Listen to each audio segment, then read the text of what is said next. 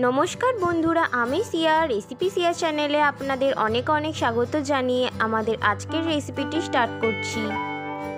আমাদের আজকের রেসিপিতে থাকছে আটা দিয়ে তৈরি একদম নরম তুলতুলে নান রুটি।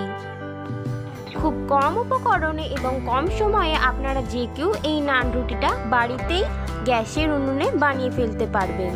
ভাবে রুটিটা বানালে সারাদিন রুটিটা এরকম নরম তুলতুলেই থাকবে। তাহলে চলুন কথা না বাড়িয়ে দেখে নেওয়া যাক কিভাবে আজকে এই নরম তুলতুলে রুটিটা বানানো যায়। প্রথমেই আমি রুটিটা বানানোর জন্য এই কাপের মাপ করে 2.5 কাপ আটা নিয়ে নিলাম। আবারও এই কাপের মাপ করে আমি 1.5 কাপ ময়দা নিয়ে নিলাম।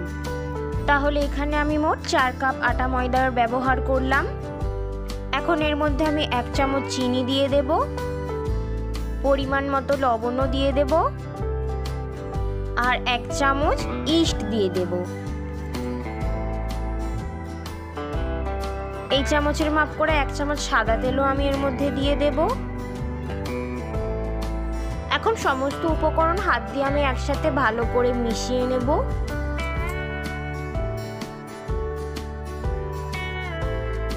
একটু সময় ধরে সমস্ত উপকরণ একসাথে আটার সাথে ভালো করে মিশিয়ে নেবেন। আটাটা মাখার জন্য আমি এখানে উষ্ণ গরম দুধ নিয়ে নিয়েছি। দুধটা এমন গরম হতে হবে যাতে আমরা হাত ডুবিয়ে কিছুক্ষণ রাখতে পারি। এখন আমরা অল্প অল্প দুধ ঢেলে আটাটা ভালো করে মেখে নেব।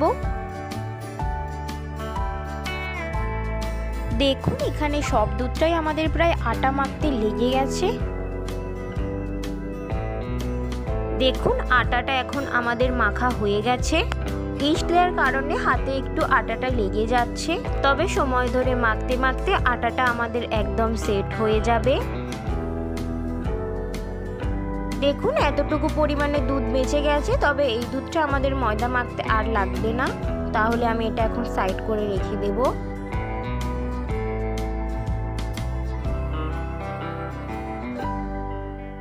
একটু বেশিক্ষণ সময় ধরে আটাটা আপনারা মেখে নেবেন। মাখা হয়ে গেলে হাতের ওপর সাদা তেল নিয়ে আটার গায়ে ভালো করে মাখিয়ে নেব।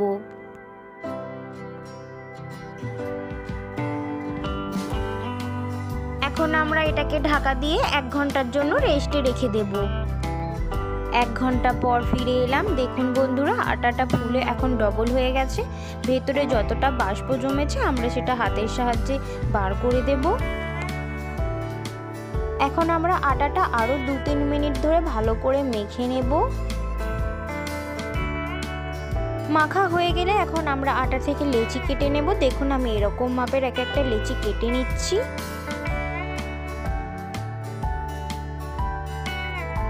এখন লেচিটা গোল করে নিয়ে অল্প করে আটা ছড়িয়ে আমরা রুটিটা বেলে নেব।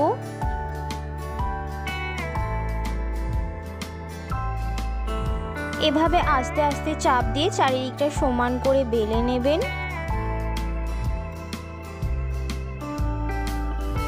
দেখুন রুটিটা আমি এরকম মোটা করে বেলে নিয়েছি, বেশি পাতলা করে বেললে এখানে হবে না।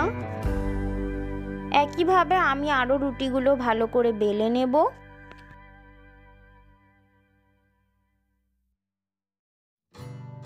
এদিকে চাটু গরম হয়ে গেছে। একটা রুটি আমি চাটুর উপরে দিয়ে দিলাম। এক পিঠ হয়ে গেলে অপর পিঠটা উল্টে দেব। অপর পিঠটা হয়ে গেলে আবারও আমরা এটা উল্টে দেব। এখন আমরা একটা কাপড়ের সাহায্যে এভাবে চেপে চেপে রুটিটা সেঁকে নেব।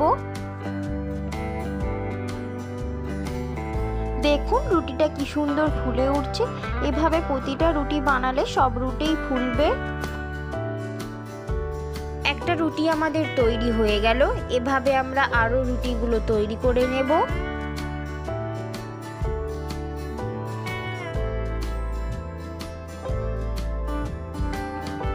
আমাদের আর একটা রুটিও তৈরি হয়ে গেল। দেখুন রুটিগুলো দেখতে কতটা সুন্দর হয়েছে। এখন একটা রুটি আপনাদের ছিঁড়ে দেখাই। দেখুন ভেতরটা একদম জালিদার হয়েছে আর এতটাই নরম হয়েছে যে পুরো রুটিটা হাতের মুঠোয় চলে আসছে। আশা করছি আমাদের আজকের রেসিপিটি আপনাদের খুব ভালো লাগবে। এরকম আরও নিত্য নতুন রেসিপি দেখার জন্য আমাদের চ্যানেলটি সাবস্ক্রাইব করে রাখুন। ধন্যবাদ।